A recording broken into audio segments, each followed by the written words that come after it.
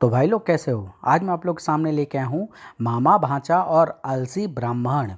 चलिए कहानी स्टार्ट करते हैं।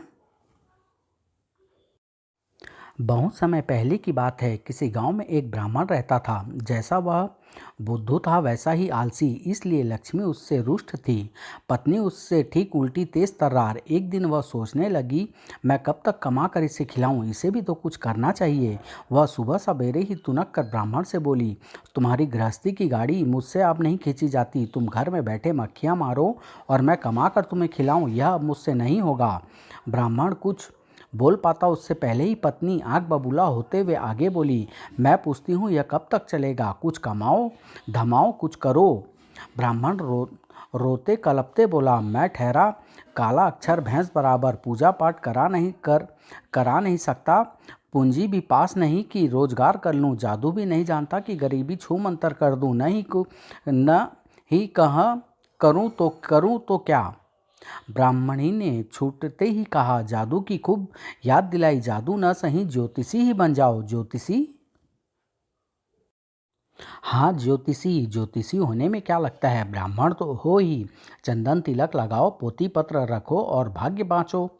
ब्राह्मण तुनकते अंदाज में बोला, ऐसा कह दिया जैसे खेल ही हो। ग्रह गोचर का ज्ञान होना चाहिए। किसी को कुछ कहो और वह न मिले तो मुसीबत खड़ी हो जाएगी। ग्रह गोचर है क्या, दिन के ही तो नाम है। ब्राह्मण भन्नाया हुआ बोला, हाँ जैसे यह सब इतना ही तो सरल है। जो कह रही हूँ ठीक ठीक ही है। मंगल बुध बृहस्पति शुक्र शनि रवि फिर राहु और केतु।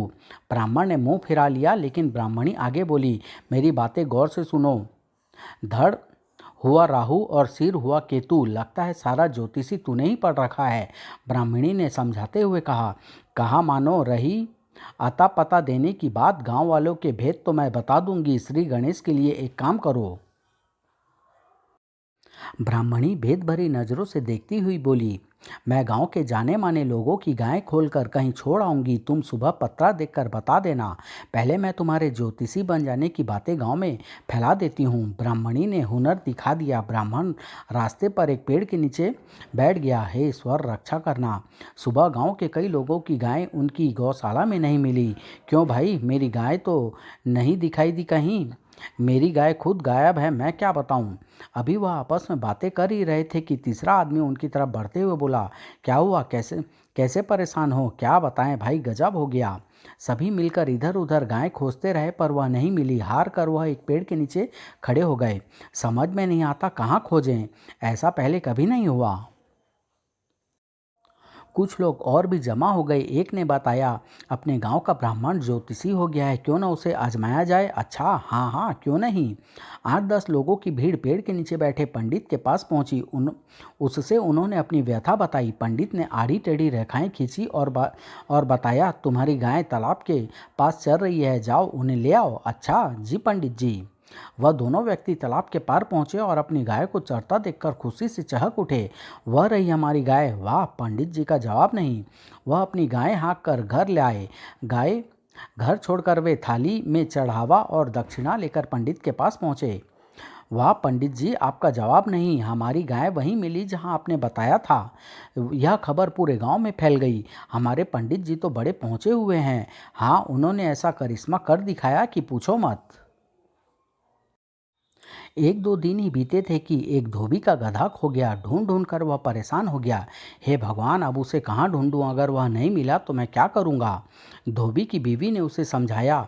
सिर पकड़ कर क्या बैठे हो, पंडित जी के पास जाओ, वह बताएंगे हमारा गधा कहाँ है। ठीक है, मैं वहीं जाता हूँ। धोबी ने धोबन की सलाह मानी और पंडित के पास पहुँचा। उसने पंडित जी को अपनी व्यथा बताई। हे भगवान, अब कैसे बताऊँ इसका गधा कहाँ है। किसी तरह पंडित ने बात बनाई। अच्छा कल आना, रात जगदम्बा की पूजा करके पूछूंगा। अच्छा पंडित जी, सुबह आऊँगा। धोबी के जाते ही पंडित जी को पसीने छूटने लगे। हे भगवान, अब इस धोबी के गधे का क्या करूं, कहाँ खोजूं। पंडित जी घर पहुंचे। पंडित को परेशान देख पत्नी ने पूछा, अब क्या हुआ, अब क्या कहूँ। पंडित ने धोबी के गधे के गुम होने की बात साफ साफ कह दी। उसकी पत्नी भी सोच में पड़ गई। बात तो ठीक है, धोबी के गधे को कहाँ खोजा जाए। आधी रात के करीब पंडित को आंगन की ओर आहट सुनाई दी तो वह घबरा गया। लगता है घर में चोर घुस रहे हैं। उसने पत्नी को जगाया, सुनो हमारे घर में चोर घुस रहे हैं। भिखमंगे के घर चोर होगा कुछ, सो जाओ। पर पंडित को चैन कहाँ। उसने दीपक जलाया और सावधानी से घर के पिछवाड़े की ओर चला। देखूं तो सही। डरते डरते पंडित बाहर निकला तो गधा बैले खा रहा था। पंडित खुश हो गया, अरे यह तो उसी धोबी का गधा है। पंडित ने गधे को बांध दिया और आराम से सो गया। सुबह पंडित सोकर उठा ही था कि धोबी आकर उसके पैरों में लिपट गया। ज्योतिषी जी दया करे, गरीब की वही रोजी रोटी है, बच्चों के मुंह का निवाला है। उठो, तुम्हारा काम हो गया है। सुनते ही धोबी खुशी खुशी उठकर खड़ा हो गया। मेरे मकान के पीछे बाड़ी में मैंने बांध दिया है, ले जाओ उसे। पंडित जी, कहाँ है मेरा गधा? धोबी ने पंडित जी के चरणों में अच्छी खासी दक्षिणा चढ़ाई। पंडित जी आपकी जय हो, यह दक्षिणा स्वीकार करें। धोबी को गधा मिला। क्या मिला कि पूरे गांव में पंडित जी का नाम फैल गया। चारों ओर चर्चा होने लगी। उधर राजकुमारी का हार गुम हो गया। एक सिपाही उन्हें बुलाने आया। पंडित जी घर पर हैं? पंडित और ब्राह्मणी ने छुप कर देखा तो उनके होश उड़ गए। क्यों जी, राजा का सिपाही क्यों बुलाने आया है? मैं क्या बताऊं? ब्राह्मण बाहर निकला, बड़ी हिम्मत जुटाई और पूछा, कैसे आना हुआ? राजकुमारी का हार गुम हो गया है, महाराज ने फौरन बुलाया है। ब्राह्मण राजा के बुलावे को कैसे टालता, महाराज के सामने हाथ जोड़कर खड़ा हो गया। तुम ज्योतिषी हो, राजकुमारी का 9 लाखा हार चोरी हो गया है, पता लगाओ। हे ईश्वर, फिर मुसीबत। ब्राह्मण ने महाराज से विदा लेते हुए कहा, महाराज कुछ समय दीजिए, पता चल जाएगा। ठीक है, मैं कल तक का समय देता हूँ। ब्राह्मण राम नाम जपता हुआ वहां से निकला। उसके पीछे पीछे राजकुमारी की दासी भी आ गई। कहीं ज्योतिषी ने पोल खोल दी तब क्या होगा? घर के आंगन में पैर रखते ही ब्राह्मण ने लंबी सांस ली और बोला, हाय जगदम्बा, यह क्या किया? आई। दासी का नाम जगदम्बा था। सुनते ही वह ब्राह्मण के पैरों में लेट गई। देवता, अब की बार जान बचा लो, अब कभी ऐसा नहीं करूंगी। इसका मतलब है इसी ने हार चुराया है। बात समझ में आते ही ब्राह्मण ने कहा, मामला बड़ा टेढ़ा है। खैर, तू एक काम कर, राजकुमारी के बिस्तर के नीचे हार छुपा दे, बाकी मैं संभाल लूंगा। जो आज्ञा ज्योतिषी जी। ब्राह्मण दूसरे दिन दरबार में पहुंचा और जी हुजूरी के बाद बोला, महाराज, गणना कहती है कि हार महल में ही है, राजकुमारी के बिस्तर के नीचे देखिए। ठीक है।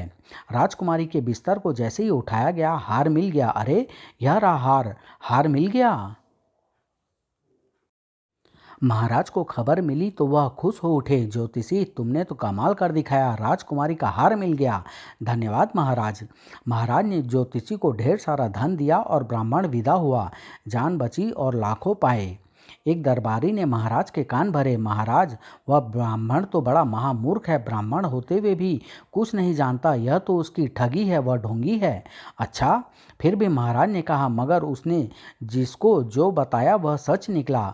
भाग्य से अंदाजा लग गया, और क्या।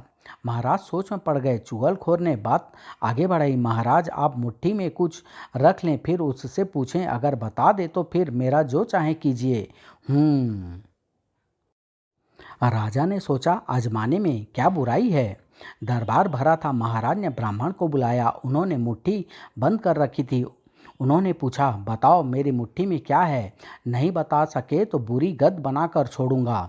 ब्राह्मणी का नाम मोती था। ब्राह्मण के मुंह से बरबस ही अपनी पत्नी का नाम निकल पड़ा। हाय रे मोती, अब तो गया।